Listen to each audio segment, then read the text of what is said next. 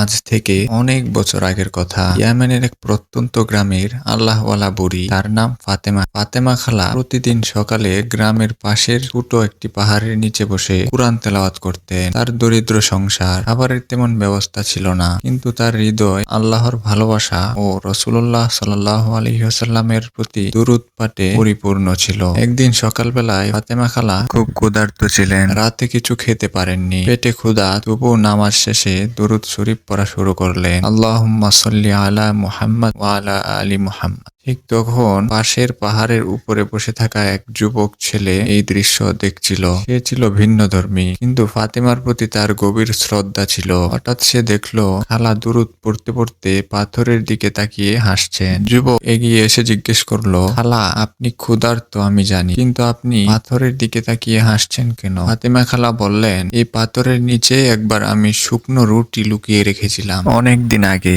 আজ দরুদ শরীফ পড়তে পড়তে মনে হলো আল্লাহর কুদরতে আবার রুটিটি ফিরে আসবে। যুবক হেসে বলল, খালা, এত পুরনো রুটি এখনো থাকলে তা নিশ্চয়ই পাথর হয়ে গেছে। ফাতেমা খালা বললেন, বেটা, যদি রাসূলুল্লাহ সাল্লাল্লাহু আলাইহি ওয়াসাল্লামের প্রতি ভালোবাসা থাকে তাহলে পাথরও রুটি হয়ে যেতে পারে। এই কথা বলেই তিনি আলতো করে পাথরটা সরিয়ে দেখলেন, সুবহানাল্লাহ, সেখানে এক টুকরো গরম রুটি আর এক মুঠো খেজুর রাখা, আর সেই রুটির গায়ে লেখা, হাদিয়া মিনাল মালাইকা, ফেরেশতাদের পক্ষ থেকে আপনার জন্য উপহার। যুবক তখন কেঁদে ফেলল আর বলল, খালা, আজ আমি বুঝলাম দরুদ শরীফ এর কি শক্তি।